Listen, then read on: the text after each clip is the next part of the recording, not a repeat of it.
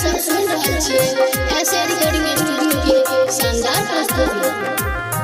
बनसी के मऊगी हे गे मैयो की बातैयो, बनसी के मऊगी चुमन केलकै मैयो गे, बनसी के मऊगी चुमन केलकै मैयो गे।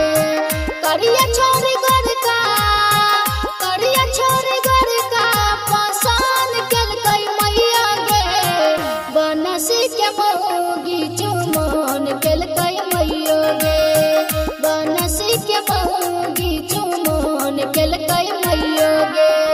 बनसी के चुमन केलकै मैयो गे, चुमन केलकै मैयो गे। बनसी के मऊगी चुमन केलकै मैयो गे, चुमन केलकै मैयो गे।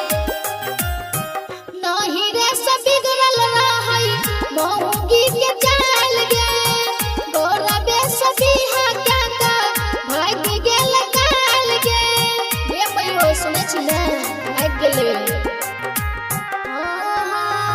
नाही रे से बिगड़ल रहै मऊगी के चाल गे, गोरबे से बिहा क्या का भाग गेल काल गे। चिन्ता से मारै बनसी, चिन्ता से मारै बनसी करतै कोन उपाया गे, बनसी के मऊगी चुमन केलकै